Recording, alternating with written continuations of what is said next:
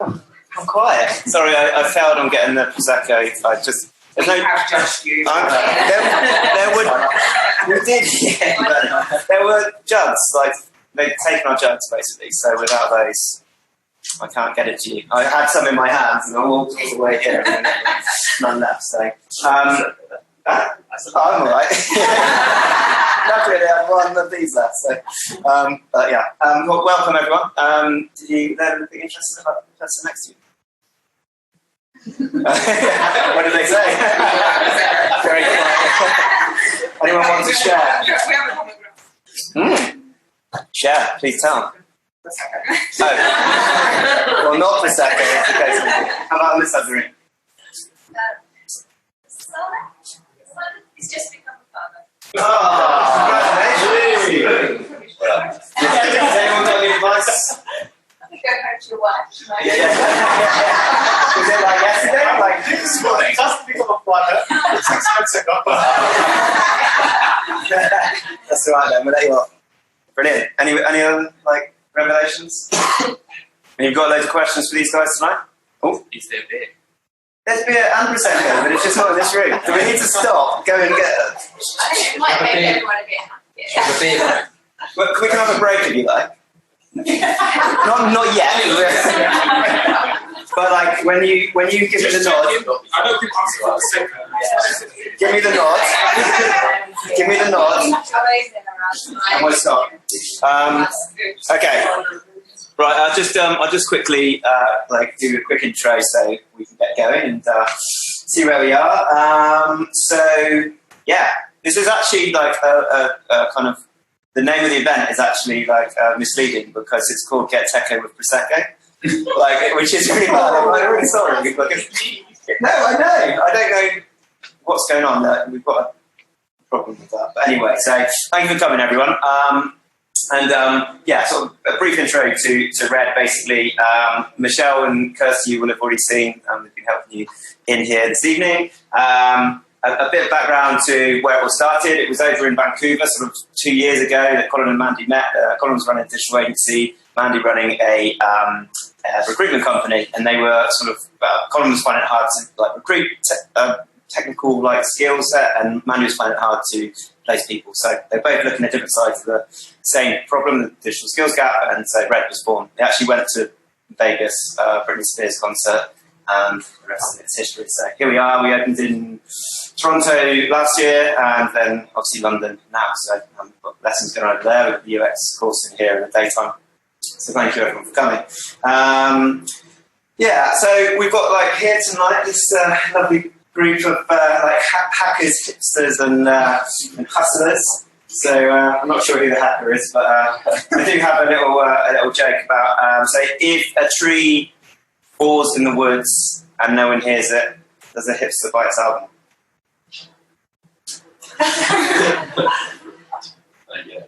Well, because they're like this. Anyway, if I have to explain it, it's not a very good joke. So like, I work on those. I've had people laugh at that before. Yeah, thank you. One person, that's not a great result. But anyway, right, panelists tonight. So at the far end, we've got Mills, running Mills. He's a co-founder of UsTwo. Some of you, a lot of you probably heard about that company. So him and his co-founder Sphinx. I'll let you talk about when you started it, but they're the driving force behind the successful agency. He's currently taking time out of his diary tonight. He's normally running. So he's on his third marathon. Sounds good. I don't know that. I've done 5, by the way. Mine are ultra. Oh, are they? Oh, okay. Right. Well, I'm not done that. So he started showing your legs back in 2016, was it? Yeah. He's going to like share his worldly kind of like knowledge on how to go on this awesome journey, creating a company. Nikki the Mystic Lambert. So CMO for MendyVR. You've also been you were international marketing director for Spotify, and before that, you've literally had a blessed journey. That's why I'm calling you the Mystic, because so 10 years travelling with around the world, Virgin Group. I'm thankfully get to call Nikki my friend, although you declined my wedding invite. So I'm not sure how close you are.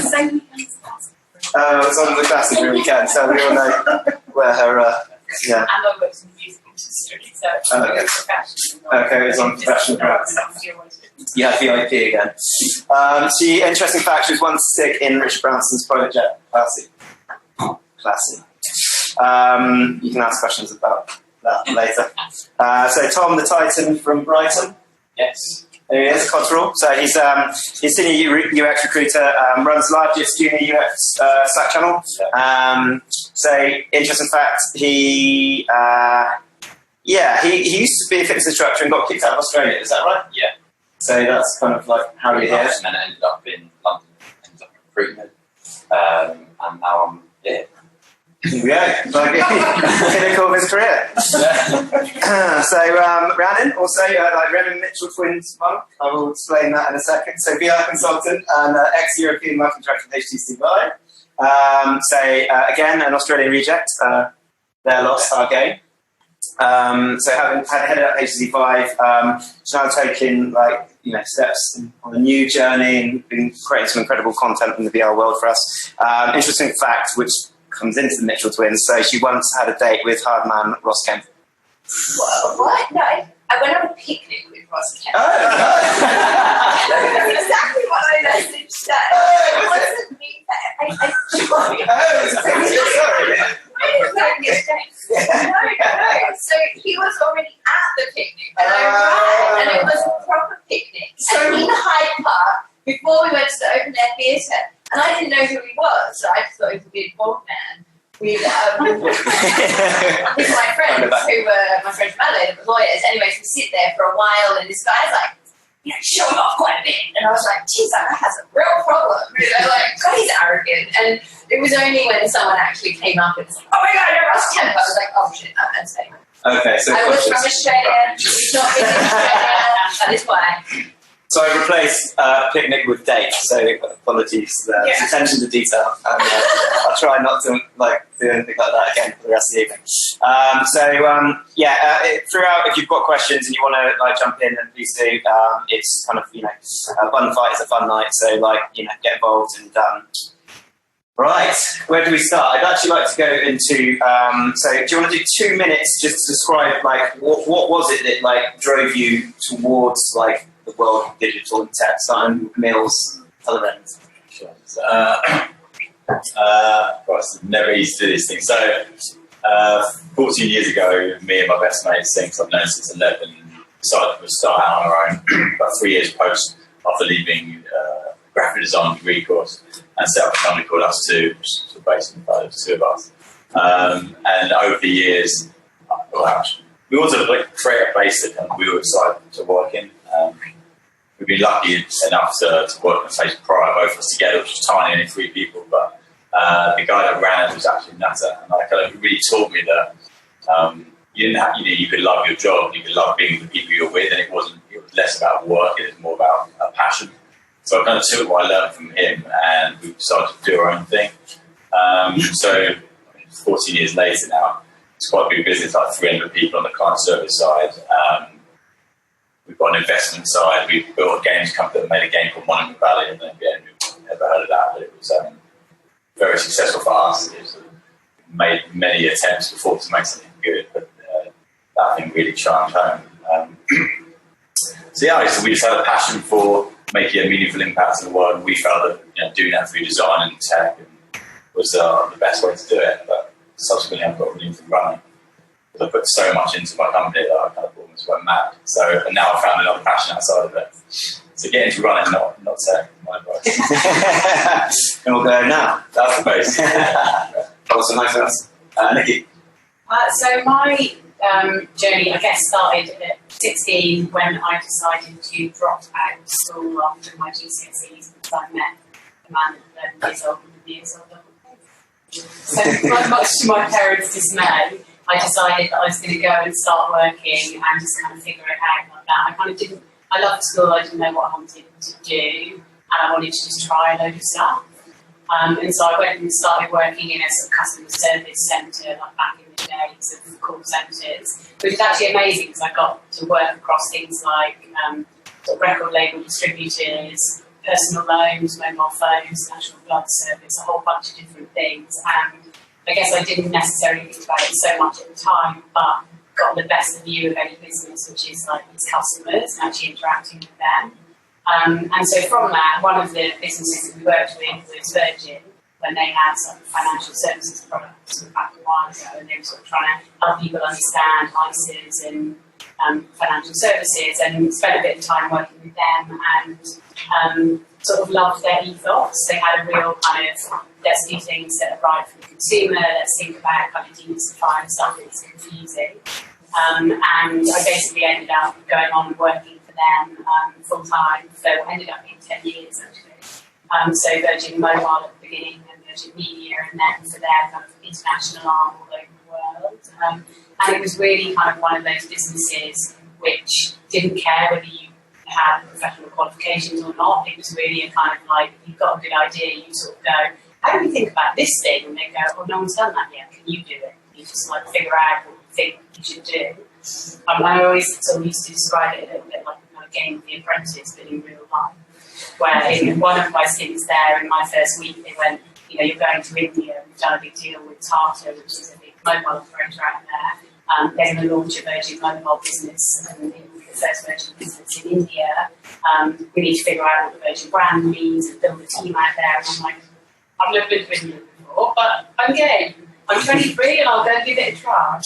And so just sort of went with it actually, and just was not really ever afraid to kind of challenge myself and throw myself into different scenarios. And then after a stint there, Spotify was kind of very early days of Spotify. It was kind of one of those businesses that I came across where I sort of thought, it's an amazing brand and it's got an amazing product that I can really sort of see the value in.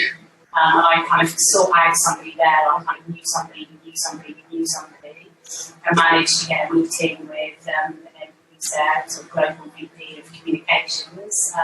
I just sort of sat with her and went, I love what you do. I think it's amazing. I think I can be really valuable to you, not because I know anything about the music industry or streaming, just because, you know, I'm passionate about what it is that you're doing.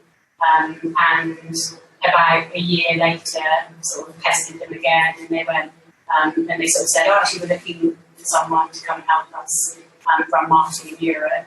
And I kind of got in at just the right point in time, and then spent 5 brilliant years there, building the business up from kind of, is streaming going to be a thing that stays, to the sort of powerhouse it is today.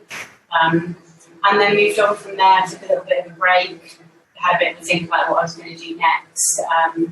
Didn't think I'd necessarily work in music, loved tech, but not quite the kind of tech I've ended up in, and actually ended up about a year ago joining a music virtual reality company where we're basically building music experiences in virtual reality so you can watch your favourite performers and festivals and things as if you were in the front row or on the side of the stage.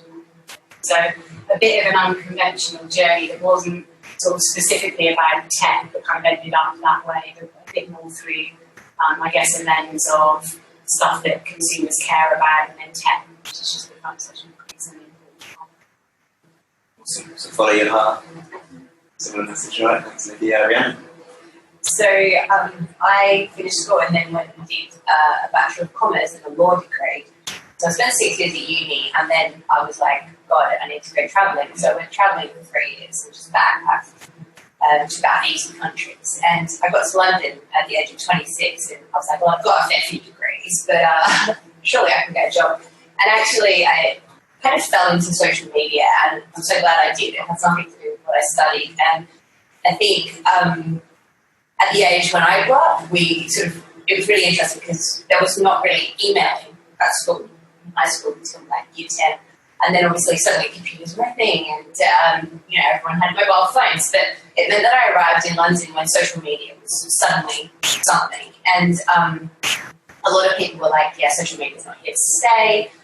Brands don't need to get into it. And I guess I was sort of very naive as a result of having not properly worked in sort of a particular business before. And I just, ran with it and did what I was told. And thanks to that, really, I really made my break into the digital industry. And from that, I sort of moved into a paid media a media agency and started to sort of look after internal and digital media strategy for 2 years in the UK. And again, it was sort of just chasing what became such a sort of big movement, social media and the digital media. And I now work in virtual reality. So as Jane said, I was looking after the marketing for virtual HTC Vive in Europe for the last 6 months. And I think a lot of, I don't know if you get this, but like certainly I've been in it now for about 1.5 years, and so many friends and family, they think I'm crazy. They think virtual reality is absolutely, ridiculous, and maybe it's not going anywhere. And I basically saw the same thing happen, with social media, where people were like, this is ridiculous, it's going to go away, and then the same even with digital media. And so I sort of made a really early bet on virtual reality and said, I'm going to stick in this, and I'm going to go for it. And I actually took a huge pay cut to sort of, take the route less traveled, because at the time there wasn't a lot of money in VR, the same way that it sort of started out with social media. And then as a result, I got a great gig. So the opportunity to work for HTC Vive, which is obviously one of the market leaders globally right now in VR. And now I'm continuing on to get more involved in the content side of things, because I think for me, virtual reality is really the convergence of creative technology, of the sort of digital technology, and sort of, well, really like art and science, but you can really transport people to another place and do something different. I think my path was also quite unconventional, and I went down the sort of studious route and ended up in something completely different. So my message would be, it's never too late to change, but just be really clear on what you're trying to achieve, and really sort of stick with it, because I think it's taken me 1.5 years, which would be a good year or so, to get into VR the way that I wanted. And for me, I look forward to seeing where I go in the next 5 years as well. Awesome. Thank you, Anna. Tom? Hi there, I'm Tom. I'm a UX recruiter. So I feel very underqualified sitting next to these three people, but I will try to keep it brief. So essentially, I left school, and again, I've travelled as well. I worked on cruise ships for a couple of years as a personal trainer. So I've been to about over 110 countries now. So my goal is to travel the entire world. That's amazing. No one's ever been. Anyone the entire world by What's the I'm 30. So most of my contact is and shut up. I essentially fell into recruitment. I mean, no one grows up and thinks, I want to be a recruiter. So I came back to London, needed a job, ended up in this financial recruitment company, absolutely hated it. But luckily, the company that sat in the same office was a UX recruitment agency. So the same director owned that business, so he put me into there, and that's where I started to fall in love with UX and what it was. And the guy who taught me is now a UXer, so I've done plenty of UX courses, so I really truly understand it. But what I do find in the industry is there's not a lot of knowledge out there for junior UXers to actually get a job. So I see a lot of people wanting to get into UX, but never actually taking that step. So my passion is to help people who want to get into UX and digital to find that first job. So I do that via sort of consultations via LinkedIn, so how to use LinkedIn optimally, how to approach hiring managers, how to sort of portfolio CVs. So any questions after this, please obviously just give me a shout. So that's awesome. Yeah, right. Tom, so like kind of following on from like how you guys have kind of got to where you are, like what for the audience who I'm sure are here to understand like what you're seeing happening right now, and what are some of the trends you're seeing that could help them inform their kind of decisions on what their next move is. Does anyone want to sort of jump in on some of those trends that are happening in your specific sort of sectors? I haven't got a fucking clue about the actual trends, but thank you very much.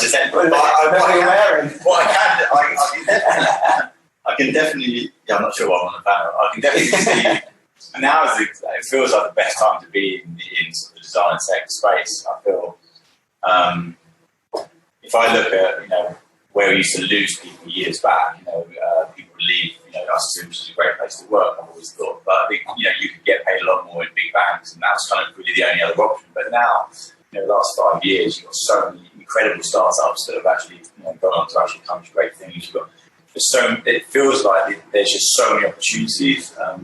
Whereas I personally don't remember seeing that many opportunities when I started out those years back. So it feels like now there's just choice everywhere, which I think in itself is quite a dangerous thing, because sort of scare you and stun you. But yeah, there's just so much spice out there. Like Christ, I kind of wish I was young again. I guess my take on it is there is so much going on, and some things are trends and some things are trends which turn into fads, and it's really hard. I work in a sector which, like, there's one camp that think it will never go anywhere because it hasn't since the 80s, so it's going to change now, and then another camp that see it is the future, and I'm obviously in that camp because I'm there and I'm sort of trying to be a part of that. But I think that for me it kind of boils down to, like, if something feels instinctively right, it's like everything that any of us are trying to do is to appeal to a bunch of consumers one way or another, whether it's B2C, whether it's B2B. Like, if you see something and you go, I actually believe in that, I believe that that has potential.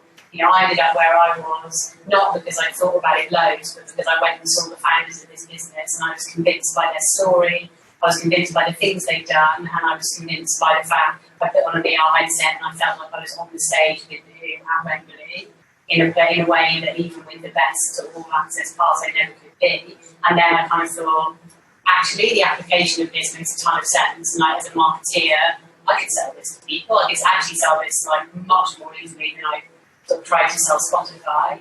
And therefore, like that, your gut instincts about what is going to succeed and what is not are probably pretty good. And if they're not, then at least you can kind of go, I believe in that and I'm going to have a good shot at making it into something. And if it doesn't work, at least I kind of came from a place which was, I thought I could see that would mean something to enough people to make it commercially viable.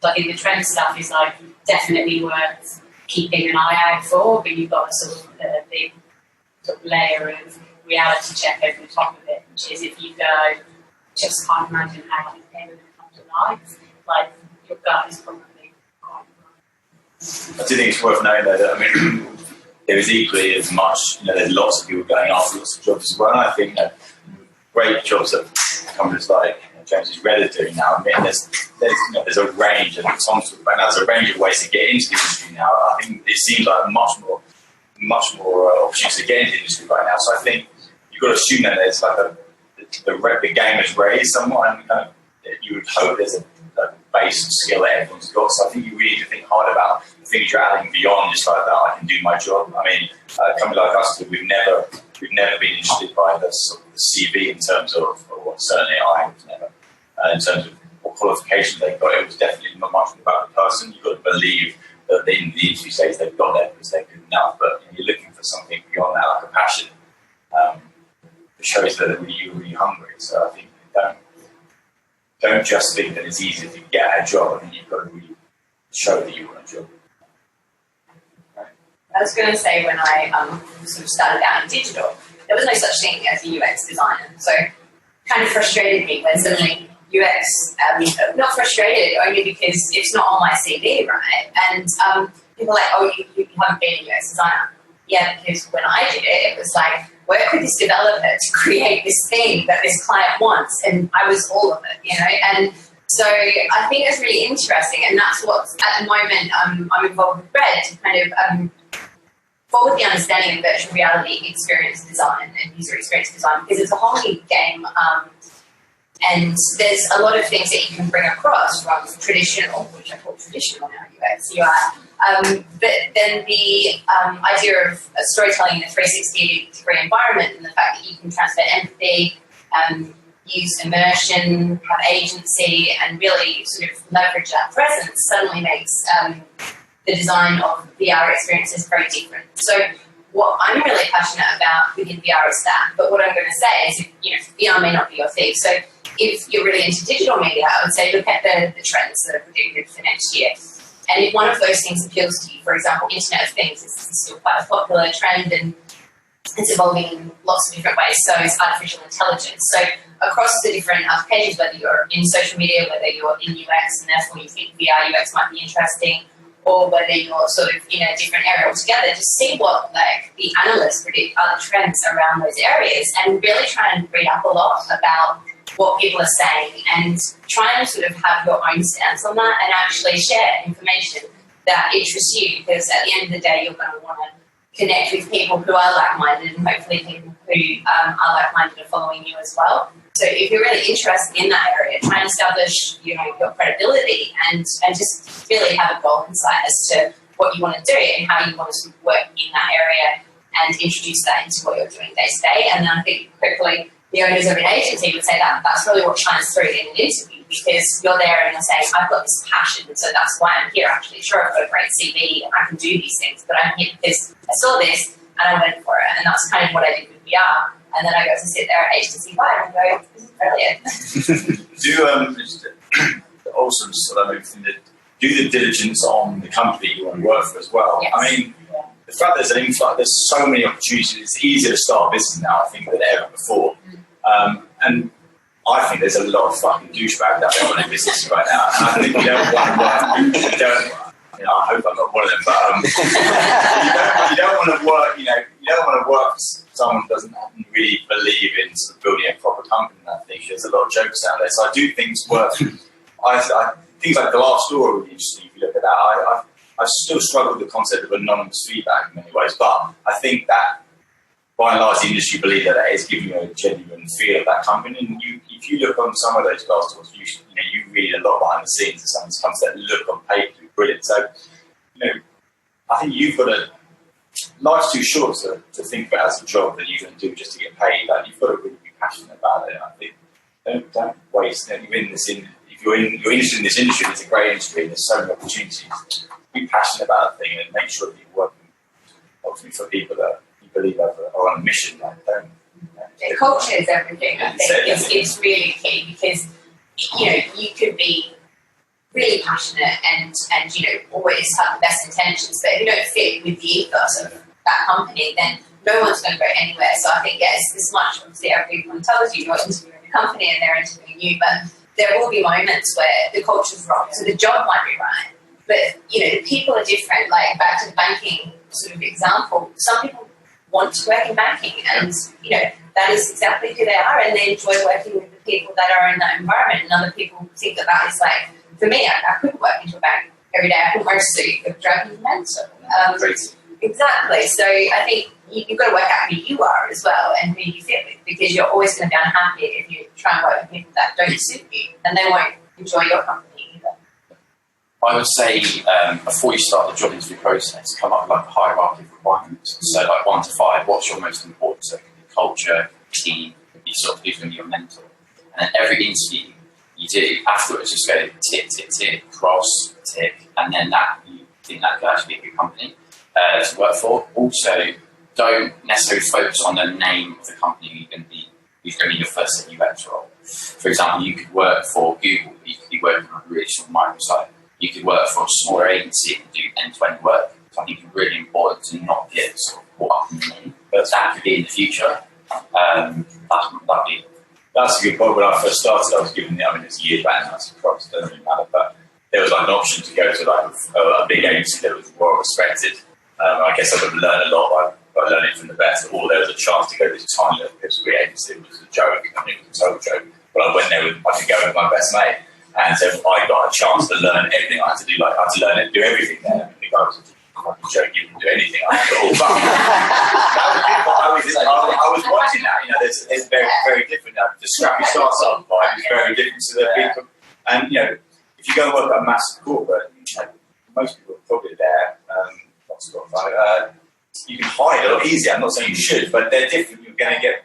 They're totally if you're different. here tonight, I would argue you're not supposed to start. If you're starting out your roles, I would say don't go for the big ones, because I learned so much being in small companies. You're obviously at Spotify when it first started, and the visibility that you get from being in a small company, and the need that they have to be like, I know you don't do that, but could you please just try? Yeah. So great.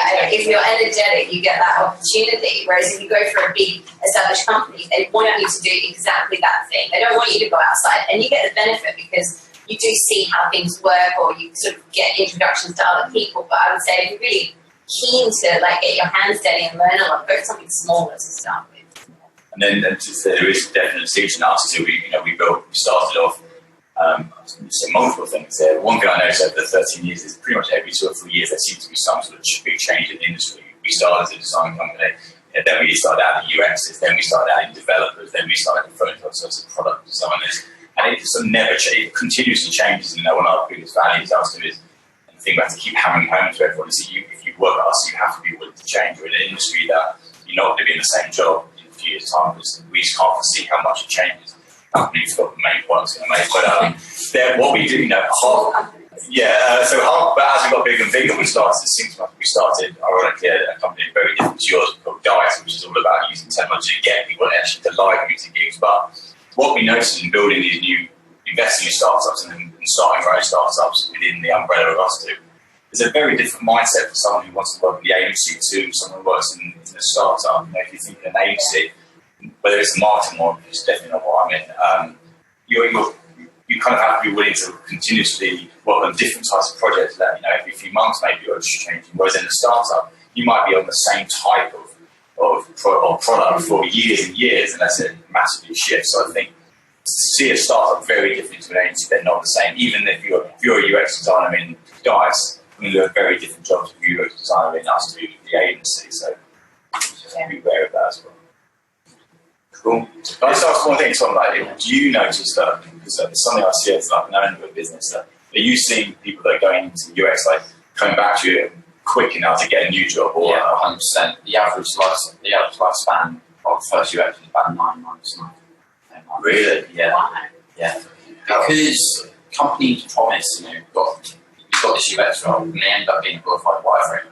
It's UX to wireframe. Yeah. Like be a wireframe monkey. So they want to do research, testing.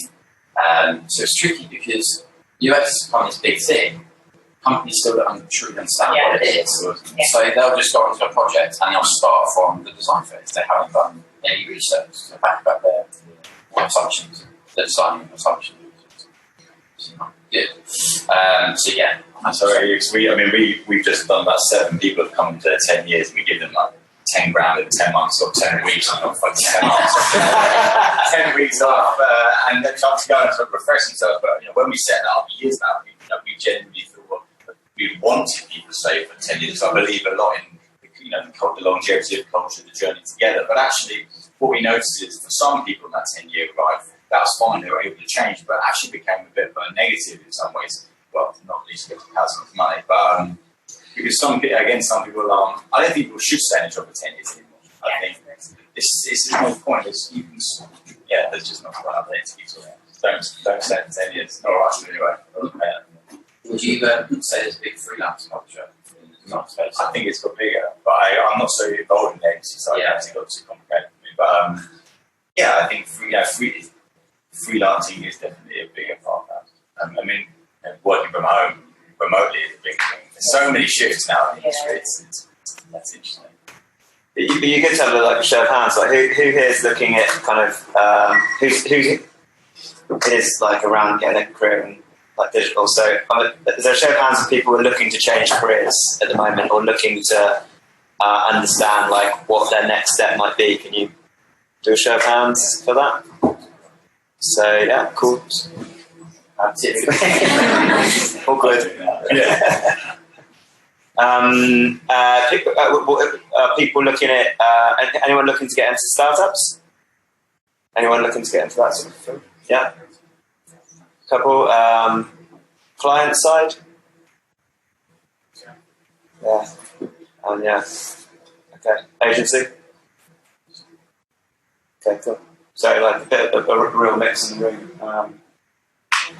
Some agencies don't work sort of end-to-end, functioning, but they don't work very end-to-end. So you'll come in and do some research, and then you'll go to another client and do some wireframing, you do some designing.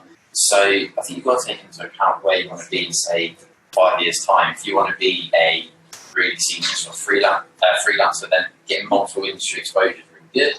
If you want to work very detailed, sort of end-to-end work client side in-house can be good, because you can't run away from your company.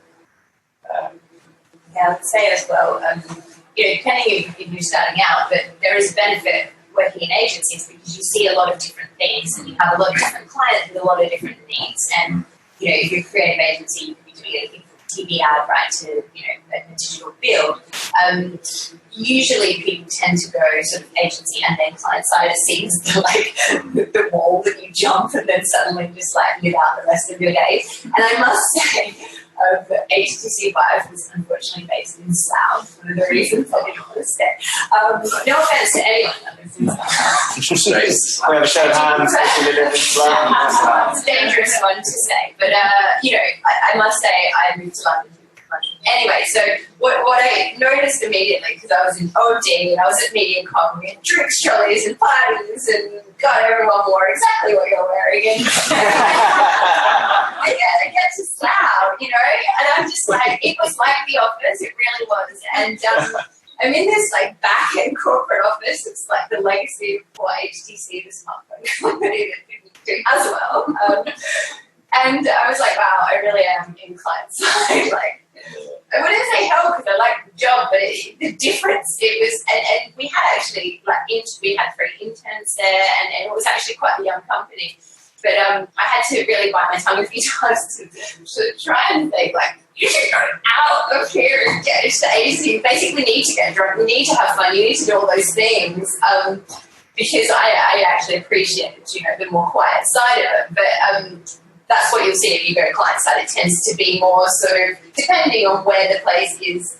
But you were a startup, like a hockey startup, versus an established enterprise business. So as I said, horses for courses. It's not to say don't do that. I'm just saying the difference with agency and client side, in my opinion, is agency, you get visibility on whole big things and it's really fun and young and vibrant. Client side is a real business case, but there is a difference, isn't there? Because it's like, I guess I've only ever been client side, so but for brands like Virgin and Sky and now are sort of on the arse. They were all based in London. Virgin was based in Trowbridge originally, so I think that's what it is now. Very well. But I think it depends, right? I think it comes back to the culture thing, people you want to work for, and if you go into a culture that feels like it's got all the things you need, being social with the people you're around, a big part of that, then I think that can come whichever sort of side of the fence you're on. It's also the big difference between like parts of a business you go into. There are certain bits that just like are more social and more vibrant and more creative than others. So. Awesome. Is there so people are looking to get into the startup world that kind of any thoughts on it? We talked about like Hacker Hips and Hustle early on, but it's quite interesting. Maybe Mills with you and Six, you realise that you can't do it. You can't have all the skills you would need necessarily to start a business. That you need complementary. What's the question? So it's around no man's an island. Like you have to have someone else who complements your own skills. You mean sort of things? Yeah. Start something out yourself. Exactly. Yeah. Christ. I mean, if you want to start something yourself, go for it. But it's going to be hard work. And for me, I always believe you should do it with somebody else. I think it's a lonely job on your own. And I respect anyone who does it on their own, can do it on their own. But I think Sinks is the polar opposite to me, and we're best mates, and that just allows us to this allows us to achieve better things. But I think also for us too, as business owners, that the way we run our business is not to be the top of the tree or wherever you climb on. Actually, we're there to support other people. As soon as we could, we hired people that are much better than us. Because that's how you sort of scale a business. And that we actually get a lot more enjoyment out of seeing others thrive, and it's not about us, it's about them. So, yeah, awesome. Anyone else? I guess the thing I would say is, there are certain, there's a ton that you learn at startup. You sort of go in, and I have been at sort of startups within a sort of bigger infrastructure, and then startups which are sort of brand new startups, and then kind of Spotify, which was kind of a year into its journey, and it takes a certain type of person, and if you're looking for lots of instruction and guidance on where to go, then maybe it's not for you. But if you want to go in and just kind of give stuff a go and use your initiative and come back and go, hey, I was thinking about this thing and I've done this, then it's amazing. For some people it's not right because they sort of go, I don't know, like I'm new at any of this and actually I need someone to help me. And in startup, you know, I need KPIs and I need you to give me loads of structure, and actually sometimes a big part of that world is like nobody fucking knows, like we're all trying to figure it out, so let's just like try things and see if they work, but not be afraid to fail. And again, it sort of a bit comes back to the culture thing. If you feel like you're in an environment where you can do that and people will kind of go, that was cool, but actually maybe let's take it this way, then it's awesome for that. Equally, for some people that petrifies them and they're a bit like, I'm trying to learn new skills, and if there's not someone here that can like assure me that at the end of 6 months I'll be better at doing this, then maybe it's not the right. Do be aware of this. It's commonly thought of that things starts, you probably saw actually in Spotify, because that's amazing growth I see in that time, is that there's some people that are very sort of attuned to work in the first few years maybe, but they may not be the same people to be involved from 3 to 5 years, and we see that a lot actually in companies like us too. You know, for often people find it very difficult to not refer back to the old times. You know, I'm sure you had at Spotify, people refer back to that first year when it must have been completely, I'm sure it was fun and crazy, and then suddenly when you become a real business with Spotify for 30 years, it's very different. So I don't know where I was going with that, but I just think, you know, you try and get the best out of that time, and really, if you're in a startup, the chance of you going in early at startup, you're going to learn an awful lot, and probably learn a lot of stuff you should never do again. It will be exciting for sure. Whereas if you go into an established business, then for one, you've probably got a guaranteed salary for a lot longer. But you won't be able to move around so quickly. I think I agree. I think you see that there's like the people that want to go, how are we going to do this like for the first time ever? The people that go, there's a bit of structure and now it's about scaling it a little bit, and then the people that go, it's clear as your hand, now it needs order and it's going to be established, and then it's like going international and whatever else, and actually you sort of realise that you have a different level of comfort in each point in that journey, and actually it's worth trying a few out to see where you feel like you have the most value for them. Just keep talking, enjoy it. Oh no, love it. Like I was going to say, like I think it's really important, especially today. I hear it with the younger crews that come through. It's brilliant. They're much more there because they're not humans. They're much more mission driven. I think that's really important. I think if I was to, not in massive about us two, but you know, our mission was always to make a meaningful impact on the world through, ultimately through digital, and that was our driver, and that's part of what makes up our culture. We're never going to sell the business, so we're not creating our agency side to sell it to a deal with big holding companies. Money isn't a driver for us. And I think when you start adding together all these pieces, lots of them in businesses, you start to get a better picture of what they are. And I think joining companies got a purposeful mission that you feel is really adding something to the world. I think life's it's too short to waste your time with fucking bullshit companies that are spitting out shite. That was, I have no better words to use this, so I just use like default swearing, but to beat that out afterwards. Yeah, it's how I keep it. It's real, man. But there's companies out there doing such impactful stuff now. I think you've got to search them out. Can I say, like, maybe you guys talk quite a lot down there. Yeah. So Tom, and rounding, I'd like to. So around, what are you seeing like what are good companies doing to attract young talent? So what are you seeing that's kind of, really like working and in terms of like attracting UXs? Yeah, well, any, but like in your example, I guess, like how are they? I definitely think culture's a big thing for people nowadays. They don't want to work in a company where they feel under pressure all the time. So creating some creative environment within a business. The offices, nice and quirky and all that. Salaries as well. Salaries are a big driving factor. A lot of companies are paying well over the odds for a junior and mid UXer, just to get them out of the market. The team structure as well, mentoring. So for a junior coming into a business, there's always good companies I find offer mentorship, which is one of the biggest things. So I'd say culture, mentorship, and salaries are the biggest things at the moment. And I'd add sort of the opportunity to learn outside of your area. I think, for me, I can honestly say I understand social media, I understand digital media, and, I understand creative digital production, and now I'm in VR. And I think, it is okay to sort of leave an area and say, I think I know that, like it's not going to change so much, but don't allow companies to kind of make you stay there, because then you're kind of not, like they're going to get what they want out of you, but you won't get what you want out of them, and then sort of a year or two will pass and your skills won't develop, but everyone else's will have. And I think the companies that genuinely care about their employees want them to learn, and they want to sort of skill them across the different verticals and areas that they exist in, so that they can be valuable.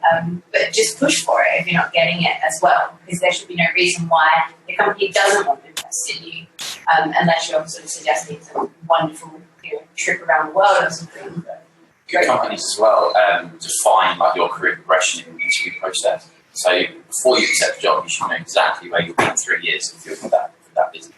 That's essential, because UX is such a competitive industry. Good UXers can have 5 or 6 different offers, so they know they need to be on top of their game to keep these people. And career progression is such a driving factor for people to go because there's such a big freelance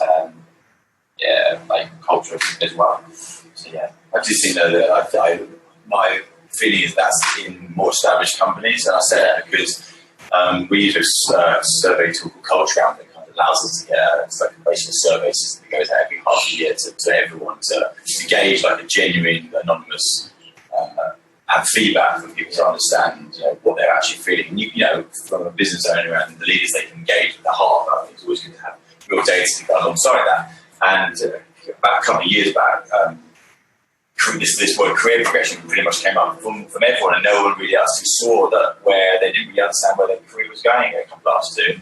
It was actually I hadn't really even thought that people. I was obviously a self-starter myself, so for me, career progression just came naturally for the rest of my career. I didn't think really that it was my role or Suki's role or the leader's role to progress someone's career, but actually it's totally true. And we're putting a lot of effort into that now, into really helping people see a future. And I think I say, if you can find companies that take that really seriously, or at the stage where they can, then definitely you should. It's something that's alien to me. And I'm definitely thinking the benefits package, if you've got budget for conferences, budget for external training. I work with a company called Mindfast, which is a SaaS company, and they have 2 people in-house dedicated to personal development for their staff across Europe. So I think that's awesome. Again, they're going to be delayed. They are going to be the more developed companies. Yeah, if you go to that super early startup, they have that. Maybe they did have it this year, but no. No, I mean, and I think no desks or anything. I know, right? I mean, it's a little bit of balance, but I think it's kind of like if they don't have it at the beginning, you've got to feel comfortable that the person you're going into work for, or the head of that department, or whatever, believes in that. Because I think it's fine to say, actually at Melody, the stage we're at the moment, it's kind of a case of we're building something amazing that's going to be a huge global brand, and actually the people that start the journey now get to go, oh, there's this other bit over here that's really interesting, and they're going to be best placed to kind of become the product marketing person, whereas at the moment they're the digital marketing person, because that's the kind of catch-all. Equally, that person's got to know that I believe in that and that I've taken that on board, and when we get to the point where we're building out the team further, like that's noted, and we start putting someone down that kind of route. And you generally get that sense pretty well. This is the role that people play in, like the person you're interviewing with's mind. What do you think the impact is of, I think there's a probably made stat on the spot, but like around 50% of roles since 2009 have been freelance, that have been created in the UK. So we've got the shift across towards the freelance model. Like, what impact do you see that having on businesses? And because you're talking about the culture, you're talking about I think in terms of if you have too many freelancers, obviously do correct me if I'm wrong, they get other offers. It's a very competitive industry, so you lose that knowledge when that contractor leaves. If you keep placing that contractor, you lose the knowledge, you lose the culture of the team. The team gets disrupted. If that contractor's on 600 a day and you're better than them and you're on sort of 40k, they can go, why don't I get contracted? We have had a lot of be very flexible. So it goes back to companies really taking making the effort to keep people, and career progression is the one. If you're choosing to go freelance and you haven't been before, though, ultimately you're only as good as your network. I remember once trying to get Got used to good recruitment. well, that's a good point. Yeah. No, but I mean, a lot of freelancers do use recruiters. Yeah. We used to. They offered us for a few years. They were known as the freeloaders, not freelancers. They stole everyone's money, but but just be wary of. Like, you've got to be confident. I think being confident is a really important part of being a freelancer. You have to be able to jump straight in. You expect to deliver day one, and that's why we use freelancers. You're not going to get the same. It's a totally different world to being an employee in a business. The first freelancer I worked with was called Robin, and he was known as Robin Bastard. There is benefits as well, though. I mean, I think I think my client side is less common. It's like building a business. Client side, you kind of want people that are in and integrate. It's like where we are. It takes a good sort of couple of months just to get your head around what it is we're doing, and actually you want to then take that investment. Sometimes we might use freelancers if we're not quite sure the way something's going to go, and we don't feel confident. We can put a full-time job out and deliver everything that we would want to use that person. So we might go out and say, we want someone to come in and kind of help us figure out what we need to do. And then if you're the right person, then there'll be a permanent role there. But actually, we'd rather do that than bring you in and then go, oh shit, actually, this isn't a permanent role, we need that skill. So that's a common effort. Great. If we, whilst we're kind of on this subject, if we look at some diversity, has anyone seen good examples of where, employers are bringing in some diverse workforces? Tech gets a bit of a bad rap. So, I think there's an issue of ageism.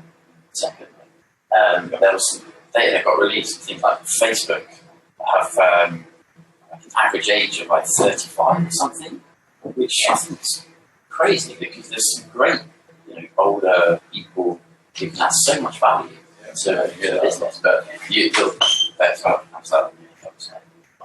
from what I learned a few years ago, me and my best mate, nice. If you assume I'm nice, you believe he's nice as well. Through no malice, we managed to build a business that, without realising it, was definitely skewed more towards, being the pseudo dreams if you're a man. We hadn't really recognised that, and when we 3 or 4 years ago, when we kind of started to understand sort of diversity more and the importance of it, in terms of not least the fact that we build products that are meant to touch the entire world and everybody in it. So there's a commercial reasoning behind it beyond the sort of social reasons.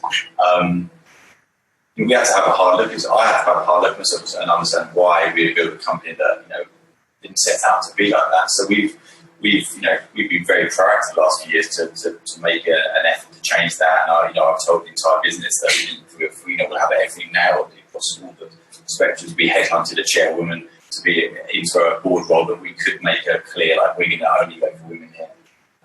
We changed all our leadership teams to be both 50 men and women. But the small things we started to do were just really things I never knew before. The way we would recruit maybe was more biased towards male. There's this massive misunderstanding of the way that men speak. I was writing things in the old days that were probably attracting men more than they were women. I didn't even know that. So we've been doing a lot of unconscious bias training us to basically educate people. I think the point I was about to make was really good one. I think. we can come back to it. I was just going to say, it's great that you're sort of really proactively trying to not just say, hey, hire women, because for me, it's, that's great.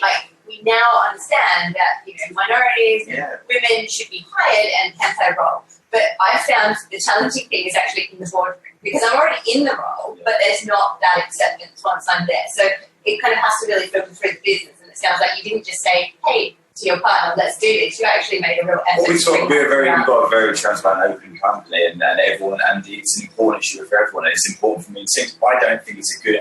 I don't even think it's not a good look to have a board full of white men, and that's the standard. It's embarrassing in many ways, and I think we made a very conscious effort to do that, and we said we're going to change. Now, you can't just kick people out on day one, so it has to be time. But the simple thing to do is you can start doing blind CVs, or we make sure that for every job there has to be 50-50 for men and women, and that as the very basic, so that at least you're getting that split there. I mean, a big thing that we did, the thing I'm proudest of in my 13 years, actually, especially that actually came from the London leadership, not me, directly, was that we now pay 6 months for men and women when they have a child. Because there's a huge issue here that ultimately the women bears the child, and that I do think that makes people potentially make different decisions when they are in people. So for us now, we've taken that off. Doesn't matter, any man or woman that works at UsTwo, they have a kid, they're off for 6 months, full pay. And those sort of shifts. That's what I mean. It's not just to hire more women or sort of cater your services or ideas towards like having a balanced workforce. I think it's the actual changes within the business that you need to see. And I think you have to do, and you have to. And I mean, I believe that we have to use our profile to actually change that. If the world is sadly not going to change, I still see young. We have like an incubator floor. We have like 80 young founders and businesses that we help. And you see the same mistake happening over and over again. So that's why I need to use who we are, our profile, to actually explain to these kids, often not old people, unfortunately, but I have nothing against them, but they're all really young. So it's a very important thing. And that's not a mistake. So a few years back, we didn't manage to hire incredible young lady called Lucy Blair. Another man, that's what her name was. And the reason she didn't join us is because when she looked at the makeup of the board, she wasn't excited by that. She didn't see that there's an opportunity, and she also didn't want to be, although it wouldn't have been long for her to get in there, she didn't want to be that person who's pushing for that. And it really made us think, fuck, how many people, we never thought we had a problem. We had lots of women. In fact, our workforce itself is 50-50, but leadership wasn't. How many people were just never even applying for jobs? How many people were missing out on because of that? Equally, and it's not just diversity, how many people were in the old days we were missing out because we had such a drinking culture, which is now absolutely fucking changed now. I don't drink anymore, but it's just amazing as a business owner we don't know. So it was probably a bigger issue than I ever thought, because great women, for example, would never even bother knocking the door when they looked at our mate, the maker of the business. So lots to do, but I do believe it is. I mean, is it changing, do you think, from your perspective? I guess from my perspective, when I joined Spotify, Daniel as the founder was 26 years old, and Melody Anthony, our CEO, is 28 years old. I think, I guess I sort of speak a little bit for the new generation of some of those businesses coming through, where their worlds have always been much more diverse and much more accepting of diversity. So actually, to a certain extent, naturally, that's the way it's fallen out, because when you look at something like music, and you look at the cross-section of it, it is completely representative of like every, creed, colour, sexual orientation, whatever. And so I think a little bit by default in the new world of music and tech, that happens a bit more naturally. I think in the music industry, generally, it doesn't. In the tech industry, generally, it doesn't. But I think I sort of feel like there's hope for a kind of new wave coming through, where there just always has been that level of acceptance, and actually there's a little bit like, oh, what on earth were those people doing before? Like, what do you mean you're building music? You have a music business that everyone in the exec team is like old and white-haired and the male and style kind of. Yeah. And the sort of conversations with like big music events where they're going like, well, I haven't seen any of the advertising you're doing for Salty. It's like, no shit. It's interesting, like the kind of cognitive bias, and white male privilege, all these kind of things, and like the Me Too, all those things are sort of coming together now. Certainly, personally, it's just been you just didn't realise. I was one of the companies we invested in to ask my advice on this a year ago on a job role they're putting out, and they actually had in it, we're a load of young stud muffins in there. I was like, for fuck's sake, it was pure naivety, and they are total legends, all of them, and they're old in there as well, but they really didn't understand sort of just how that would potentially put some people on. It might excite some people, but I think the landscape is so competitive, business is competitive, so I need to make sure I cast my net as wide as possible when I'm looking for people, and not just go after people that actually look or sound like me, just because that was the easiest thing for me to do in the past. Yeah.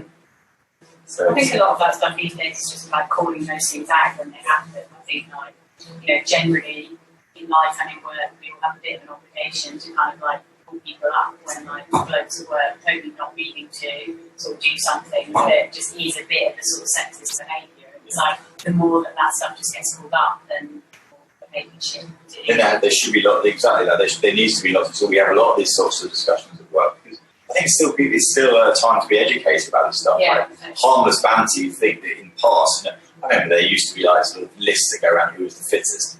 I mean, it's now looking back, it's the fucking sickest thing. Well, I don't know. It was actually girls that did it. I was thinking, but you're at the top. And I was never in the fucking thing. I still have to be pissed about that. But I think those sort of things are actually, even though they're not intended to be bad, that sort of stuff can't go on in workplaces. That's just someone is going to feel bad for that. And I remember also, this has nothing to do with this, but I remember one lady wasn't going to come on our big summer holidays one year because her experience at another agency was so bad that she believed that these sort of massive piss-ups was going to be real badass. And you realise that maybe big drinking sessions are intimidating for some people. I was got to a tangent there to say that because I hate them. Yeah, I know, you've gone down Thanks, guys. You don't enjoy it. Has anyone got any questions like at the moment? Is there anything any burning questions that people have? Want to jump in? Anyone? Some nodding heads, but no hands going up. I used to ask a question. I'm warmed up now, so now I would. Yeah. Yeah, definitely. Yes, sir. How did you know it was the right time for you to go from working for somebody to start your own? It wasn't too hard for me because the guy was just a fucking joke that the company was probably going to fold anyway. But I still love him to this day. I just think some people just it's not better to be an entrepreneur than to work for somebody at all. So I just felt naturally that me and Sings were really passionate about building a business. Our product itself we weren't so interested ultimately in being hands-on design. We wanted to build something, a big community. I wanted to make my mark in the world. I wanted to build what we refer to as a family company with the culture and vibes to go with that. So I think I left college, and luckily Sings, I went to Bath, not particularly good university. I have to totally fun. I got 2-2. I didn't do any work, but I realised there that my superpower, the reason one, was community building, and I actually like people. And then Sings, and I wasn't a fairly good designer. And then Sings was much more an ideas man and loved being involved. He went to St. Martin's, great college, but it was good in those days. So he loved being cool. He's a lot cooler than me. And he loved being, so he just phoned me up one day, so with this nutty guy who's just offered me a job and willing to take you as well. And he met it. So, 3 years. It was good. Actually, funny enough, I went to show him my portfolio and he went through it, didn't really care. But then at the end, there was a business card that I made. It was just a little fat kid that, nothing more fat kid that I put my head on. He loved it so much. It was like the only thing he cared about in the island. So it's like, you don't know what people are going to like. He didn't care about any of my work. But after 3 years, it went to about 7 people. I just think eventually we realised, Christ, if this guy can't do it himself, we probably can. But actually, I took $5,000 from my dad, and so we buy laptops, we got to go alone. And we take it, but when we were at Big Animal, we were lucky to work for Sony Design Centre in Tokyo. So most of our work we were building up. We worked with the design centre then, so we learned about a craft of interaction design. I didn't even know what it was at college. I'd never touched it before. And so we had a network of people that ultimately wanted to buy our services. They just didn't want to buy it from the company we owned. So when we set out, it was a no-brainer. We were also born into a time when mobile wasn't even cool. So we were working on Sony Ericsson phones and not Nokia, you understand what they are. But 3 years before the iPhone comes out. So we were doing really stuff that we thought was really fun, but no one gave a shit about for 3 years. So probably answered everything but a question. It just felt right. I just think you've got an itch, you've got to go for it. But again, life's too short. If I could one time, I'd do it again, probably. But I was also doing my best mate. It really is to do it with somebody you fucking love. It wasn't a business partner, this is my best mate. I've always loved them. Very different. I'm sort of fair from that, so. Well, I have to grab you. Yeah, mate, do it. I'm going to go for it now, so you have to come with me. Sorry. This question, how did you start with new clients and how did you maintain this role and how much of things really fun to do? So that's first bit again. How did how did you build the first clients? How did I build the first client? Well, so they were. So we took them from Sony Ericsson was just being born as a company, and we knew one of the main guys there whose job it was to hire a great designer. So we just put forward this case that if he hired me and Six, my best mate, for the whole year on like £250 a day, not £600 a day plus that they're getting now, then he could buy our services for the whole year. So we're very lucky that we didn't have to think about it. We just used that money straight away to hire our two friends, and then said, why don't you buy these two as well? So it basically became like a factory. But it's fun. It's a fun factory. So I think, yeah, I mean, again, it's like freelancing. You can start a business sort of every day, but if you don't find the business, then you only lose the business. Fast forward 13 years, and then you think, fucking hell, running a company of 300 plus people is actually harder than I thought, and you start to lose money. So don't join us at the moment. Still here, don't worry. I also heard that when if I'm understanding by your talks that you have to have a branch in order to Yeah, in How Sydney. did you start a journey to turn your local business to become Yeah, so again, come back to what I said about we built a business whereby it was, you have megalomaniacs that run business that want to micromanage everything. I personally would never work for those fuckers. But UsTwo was always meant to be, and it still is, I think. Like, with the student dreams, we wanted to make people's dreams come true within the confines of UsTwo. So actually, New York was started by Jules, who wanted to go to New York. Sydney was started by one of the producers, who was just, I say just, producers, he was a producer, and he wanted to take the brand down to Sydney, and he put forward a great case to do it. Fuck, how can you not back someone who's got that much passion? Key thing. Malmo was because Sony were there actually, and also one of our partners at that stage wanted to go back to Sydney, to Malmo. So we haven't been strategic. I think going forward we'll be more strategic, but in the early days, again, the funner, easier to be fun days, we just went where our heart was, where if someone had a will, we just let it go. And we believe in good people, and it goes a long way. It really does. That's my view of that, by the way. Yeah, does anyone else want to jump in? Anyone? Yeah, sure. So if I see that tech is becoming a very buzzword and or the IoT or VMs or everything, that drives the cost in the sense instead of 250 people are charging 600 some pounds. So there's a lot more startups are coming every day, and there's a lot more technology companies coming up. So how are we going to cope up with the demand for the staff and the resources? Better education. I mean, just you're talking about the long goal. Yeah, I think it's the difference between people wanting to get into the industry and getting into the industry. It's like that middle part. I think that's through that. I think we'll create better designers in say 5 to 10 years time. So Sort of the knowing, doing that, like knowing. To keep up the demand. Yeah. Keep good designers, good techies coming through. The practical side of education, so I said earlier that I spent 6.5 years at uni and I still owe the government $1 billion in Australia. I'm pretty proud of myself. So I didn't have to pay it, but I earned money here in Australia, so I went back 2 years and I was like, fuck that. I just got myself $50,000 and now I'm handed. So anyway, I now have that to pay off, and I'm not a lawyer, I studied marketing, but I think the practical side of education is here with Red. But I did general assembly. I learned some stack coding, and I went and did that for 3 months, and I was like, wow, I came out after it was like a 12-week course, and I felt like I learned more in that 12 weeks than I did, spanning a couple of years at uni. And obviously, after 6 years, I had something to show for it. But yeah, it's that practical side and really outcome-driven learning. Because if you want to do something and you want to be able to build something, understand what it is that you want to build, and learn how to do each part of it. And you may never excel in all of them; that might not be your thing.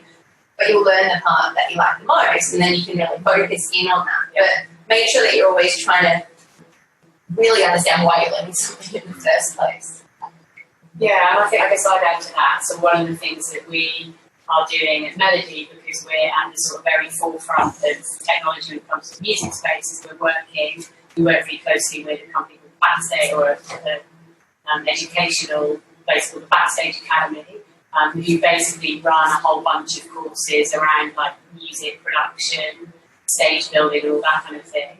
And we take students from there, and they come and do inductions with us, because we believe what we're doing is going to be a big part of the future of kind of like music production.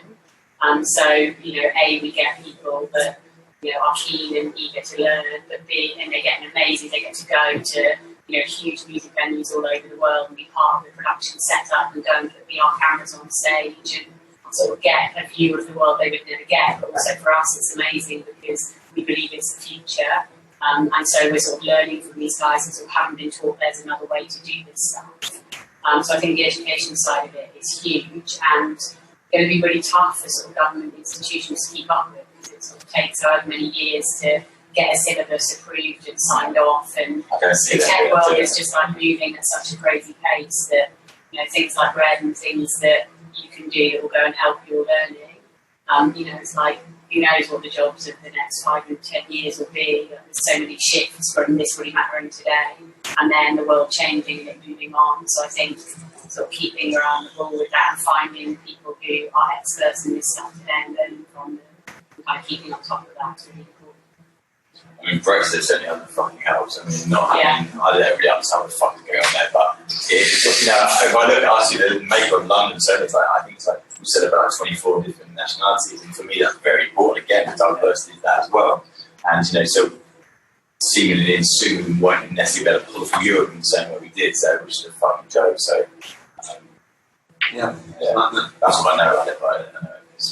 And London is the best place in the world one of them, to kind of access any course for, I think, a reasonable price. Like, I'm actually on Saturday going to a Raindance, film school, because, and I was like, wow, it was 150 quid, and, the film and production side of things I've touched on, but I just wanted to sit there and learn it, and I was like, that's pretty good. Like, I remember in Australia that kind of thing would cost more, because it's more remote, and therefore they have to charge more to justify the supply, and that's it sounds like a free plug, but I'm working with Brett to do this virtual reality experience design course because I really believe that there would be a demand for this, and VR marketing is really growing, and it's so people can see what I've seen, and I'm a crazy nut about it, but when you sort of understand how UX started and then became the scene, it's just I believe that people put themselves out there and learn something before other people. They give themselves a competitive edge as well. And, that is ultimately, I'm sure, when you're sitting there hiring somebody, it sort of stands out. Yeah, definitely. It's definitely gets home. I do think with that, it's interesting. Well, it's not that interesting, but especially as a generalist, I don't know. I don't know what we hire more of, but I think it's great that you can go and do different courses on the weekend and learn something in your own spare time. I guess you've only got so much amount of time. I don't know if you're better off trying to, once you know that you've got a gut feel, something you've got a passion, go all in on that, become the best you can, be that specialist, versus whether it's still attractive for you or if it is attractive for an employer. So to bring a generalist in, certainly. I would agree. I would say perfect your craft and then sort of add another string to your bow. I don't think it's great to kind of do little bits of something. Well, Lackey, who really what's the laxative? Yeah, well, he talks about being T-shaped. Yeah, is that good or bad? So good. So that was actually Everyone's got T. So it's kind of sort of generalist understanding, but then deep knowledge in a particular. I never knew that. Yeah, so that's on his That's on his CV. That's on his CV. That's it. He's an instructor. He's helped out in the evening classes. Guys are doing next door, but he's originally from Leicester. And that's how we met. We got Lackey in, then Alsal, and just lots of really talented people. Because they all leave me. Yeah, they all left. They're good guys, though. Yeah. T-shape. No. I'm just the top of the team. Yeah. You are like a sideways lying eye, or I'm not sure. Are there any other questions, guys? You got anything else you'd like to jump in with? Yeah, sure, fire away. I'm interested in VR. In addition to the course you're running, is there any other resources? Yeah, I mean, to be honest, the course that I created is really a collection of all the best practice at present. So I really enjoyed pulling it together because you've got Google, all the major players are now involved in VR. You've got Survivor, you've got Oculus and Facebook, you've got Google, and you've got Daydream, and then you've got Samsung Gear. So what I'm finding is bit by bit, those leaders themselves have to understand what they're offering to consumers. So there's things around sort of the elements and, as I said, techniques of VR storytelling in a 360 degree environment, but then that moves into sort of wireframing is how you sort of introduce sketch to a VR environment and the ability, and then all these different glossary terms, and then there's all these cool tutorials, and basically what I did was just piece together what I think gives a basic understanding of what you need to know. It's approximately sort of 12 hours of lesson, but it is out there online, and I think because I've spent the last year and a half in it, I feel like I've handpicked what is the most relevant. But I would say, self-learning for some people is what you can do, and that's what I've done more or less up to that point, and that's what allowed me to get into the first company Start VR that I worked for, and then survive. But yeah, it's already out there. It's just the course for me, and in creating that, is to help people really get, pinpoint in where it's at, what is the best practice, so that they don't have to kind of search around for it and probably spend like 10 times as long doing it. Do you have a VR headset at home?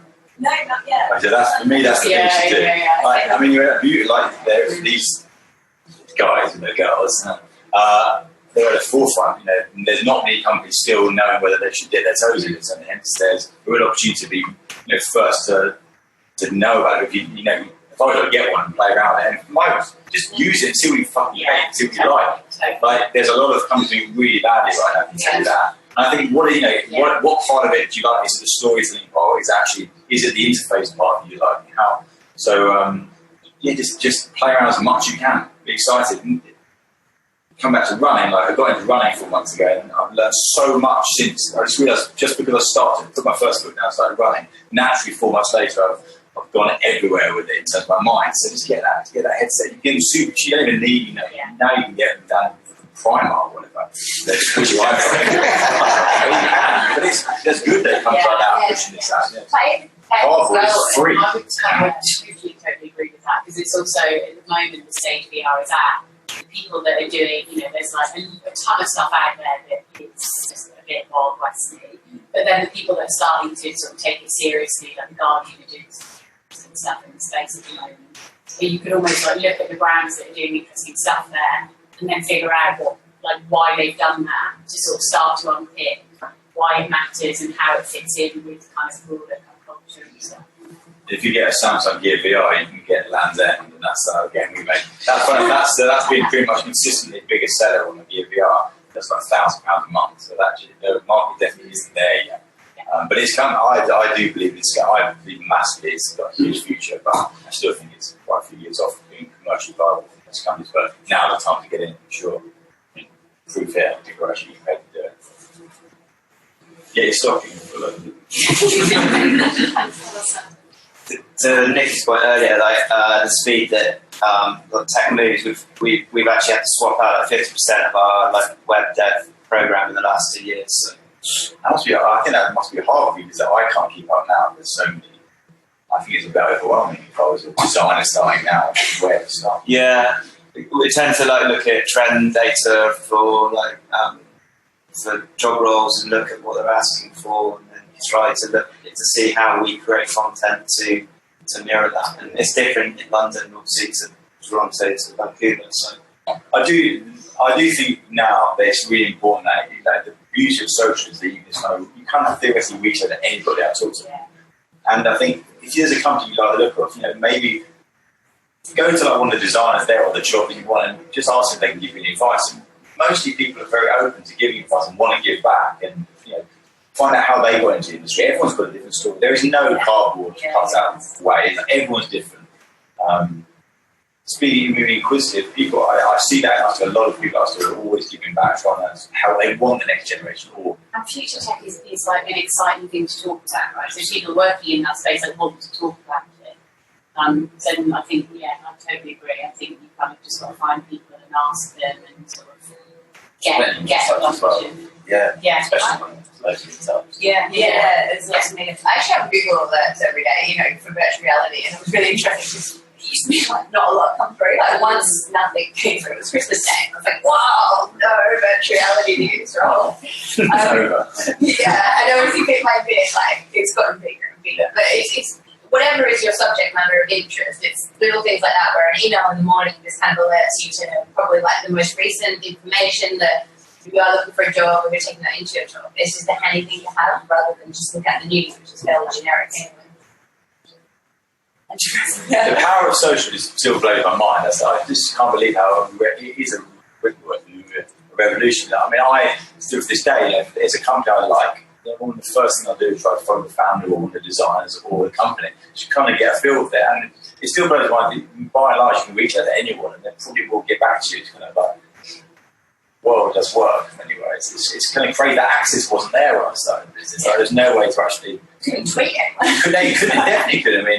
I mean, we still survive, but now it's both very overwhelming, but almost it's like both easier and harder to get a job now. I think get equal measures. That comes with that. More questions? Yeah, fire away. Two questions. The tech that you use for your music events, is it broadcasted in real time or is it like pre-watching next day? Yeah, so we haven't launched yet. We'll be launching soon, and there'll basically be a few different parts of the proposition. We do a big reveal, like, have you got a day? Exclusive here. Yeah. On Red TV. But there'll be three parts to it. There'll be one bit which is live events that we've recorded and you can watch on demand.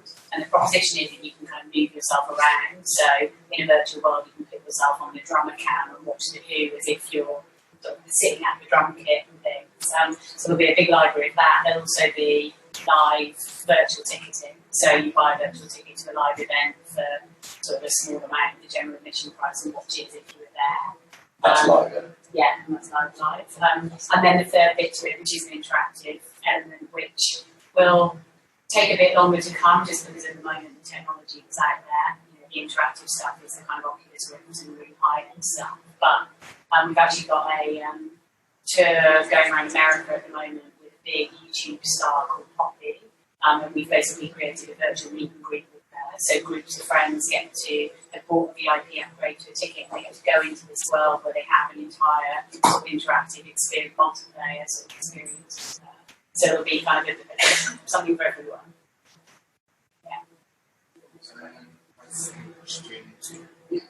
Yeah. What from in the VR space? What do you think is not tackled yet? Right? You search tackled or the way to browse. What problems do you think solved yet? Yeah, interesting. With social VR, I think, like, for me, the biggest challenge at the moment is a very isolating experience, and even gaming is not multiplayer.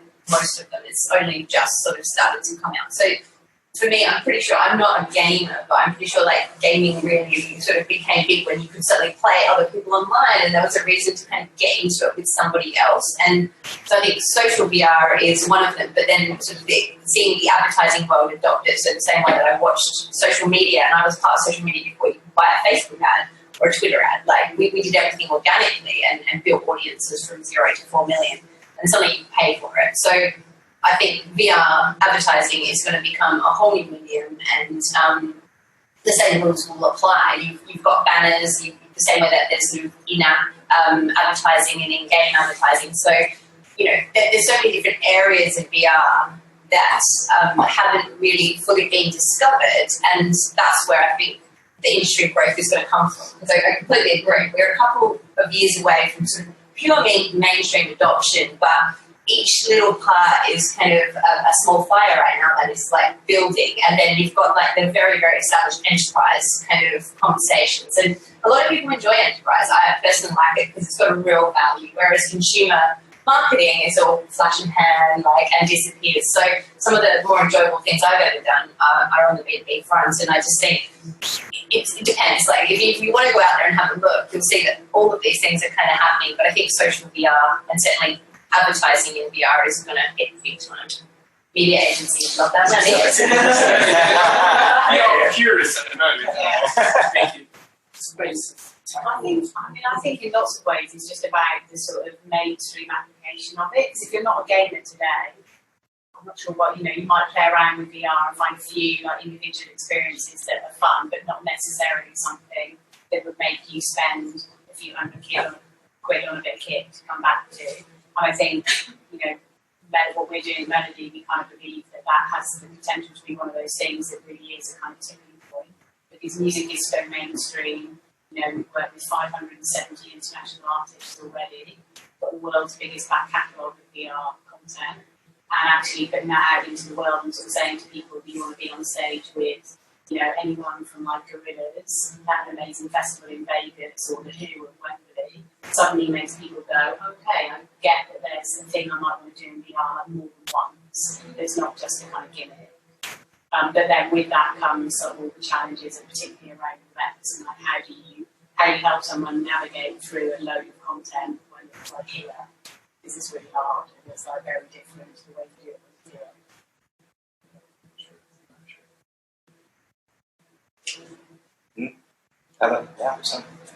So you all mentioned kind of the importance of staying on the ball in terms of technical skills. Can you maybe pinpoint a couple of soft skills that you think really set you apart? Sure. Not being total crap. Curiosity as well. Always more. Well, I think,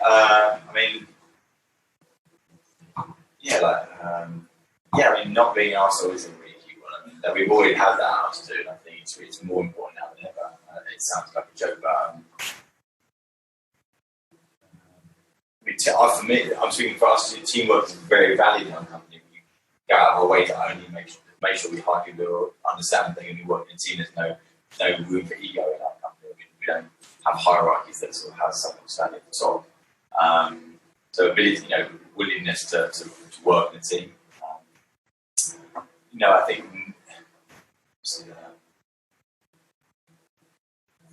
I was thinking about running again. I went into something. Running's a good soft skill. Like conflict management. Now more so than ever, I think. We teach people how to understand how to get on with other people. I think you forget that if you throw somebody into a completely new environment, sometimes you don't want to get on with each other. You need to so I think people understand how to deal with conflict. You have a better company. Yeah, I think the big thing for me would just be like being a good communicator and being open to, it's like, I'm not sure I necessarily have any tech credentials. I can't code, but I kind of represent the side of the business that is consumers. But I have to understand, I have to have a conversation with like a 3D modeler, and we have to know sort of the role that we play and what they're doing matters to what I'm going to be doing. So I think actually just that sort of ability to be able to, and like tech developers, we used to joke about it in Sweden that, they were just like a bunch of men sitting in their pants in the basement in the dark hours of the night. And I think actually there are some like real stereotypes when it comes to the tech world, but to run a successful business, you've got to have kind of all sorts, and actually kind of making sure that everyone in the business understands the technology to the same extent as a consumer needs to is really important. I think just kind of not feeling, if you're not in the sort of grit of the tech world, not feeling intimidated by not knowing that stuff is like, is an important thing to kind of maintain. Good ideas come from everywhere, I think, and like you don't have to be a developer to understand what a really good application could look like. And yeah, I think it shouldn't matter about age or title when good ideas are thrown on the table. And I think it's definitely for younger people to remember that, because sometimes they sit there really quietly because they're like, I'm not senior enough to put that idea forward. And actually, I think the best ideas come from often the target audience for which they're intended. Yeah. And often that does tend to be the younger people that have, experience of the different mediums that maybe people who are quite, enthralled, but like involved in their business and maybe family lives, they tend to, so throw your ideas on the table. And just also listening skills is really, I've seen people who the minute you start to talk to them in an interview, they switch off. I understand that they're so bored. It's like, this is what maybe I'm boring. So I think listening and being able to then play back what someone has said is it's a very complimentary thing to do, and it goes a long way, and it shows that you're actually a human being. I was going to say, we used to say, just be human, but the problem is we realise that lots of humans are fucking weird. So what I mean by that is be a decent person. So for me, the most important is to be both expressing your passion. I want to see somebody passionate about doing something. It doesn't have to be about the business. Where's the energy? Who the fuck wants to work with someone who's got no energy? Because that energy is the thing that really. There's a definite. If you've got negative people, you're going to have a negative culture. If you've got people who are go-getters, then you can have a great vibe. But, so.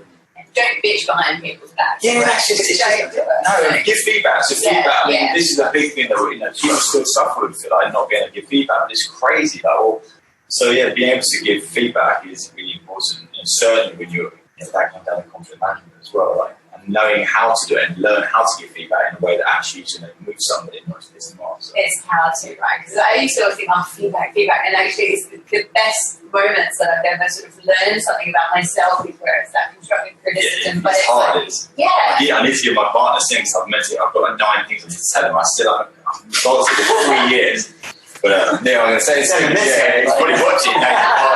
He's in Bali right now. But I think I do think enthusiasm is so key. Like you can get really excited by something because they're excited, and it could be they're excited about a passion they've got outside. I think increasingly, maybe this is wrong, but I'm more interested in less. Like, believing that if they've got a skill and everyone's got the same skill, the thing that's going to make them lift off the page is they've got some passion outside of work that is really interesting. They've got a good story to tell. Right. Well, it could be running, yeah, exactly. It could be that, but I think those other skills are really important. And when I chest that, I like running, what I realise is that I spent my entire career at 30, well, it's not my entire career, but 30 years of it focusing on my passion, which was building UsTwo. But yeah, a negative of that is that I had no other passion to fuel that passion. And it was only since I got into running I really understand about the importance of looking after myself and not drinking, but also having a real passion outside of work fueled this passion again. I'm a better person for it. I'm more excited about my work. So I'm looking to see what passions people are outside of their work, and I don't give a shit if they're if they're a tech person they can develop. I want to know what the other things they can do, because that's going to nourish their community. So yeah, play out that passion. It goes a long way to build a good culture as well. Thank you guys. Yeah, I mean on that point, like I hear quite a lot with this sort of the AI revolution coming and the changing kind of like job market and so on there. So yeah, they say that humans kind of have collaboration, creativity and empathy are the kind of 3 kind of things that we, should be teaching in school and trying to help people understand like the, those skill sets, and creativity being like, the core one, I think human beings we've got on the planet for, and it gets weirdly through the education system kind of driven out of you unless you can avoid certain basically you were known as being disruptive in sort of 20, 30 years ago, and now disruption is seen as a good thing. So it's an interesting sort of shift that we now need people to think differently, not all the same. So awesome, guys. Look, we'll probably bring it to a close. So from this end, I think in less than 10 words, what advice would you give your 20-year-old self? I was only 2 years ago.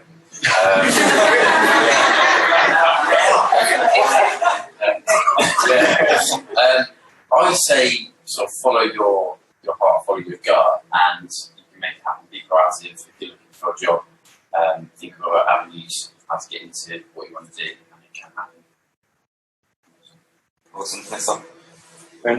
Yeah, just sounds cheesy, but believe in yourself and maintain that confidence, because I struggle with confidence my whole life, and I think women maybe do more than men. I don't want to say that, but I think it's definitely changing. We talked about that tonight, but it's just you have to be confident. You are your own brand, and if you want to join marketing, I know you said some words, don't you? You're marketing a product, so remember, if you can do that, you should be able to market yourself. And it's definitely the hardest thing to do, but yeah, you are a brand.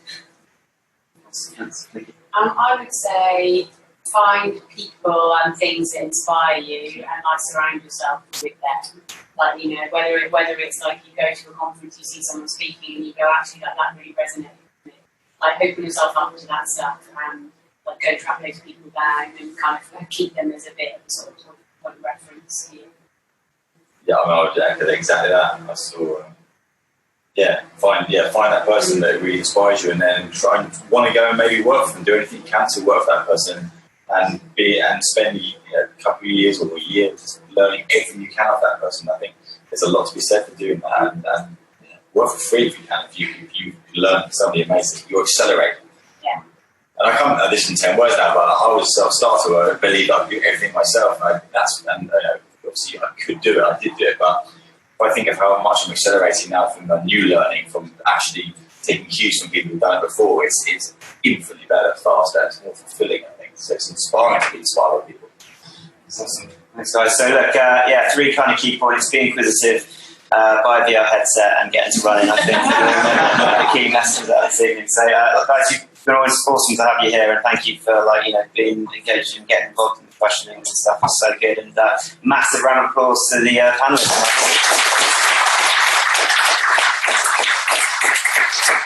You're welcome to ask any questions. We'll probably go up to, we go to floor 2. So if you want the Prosecco, which, that's promised land. Okay. So we'll go to floor 2 for anyone who wants to stick around.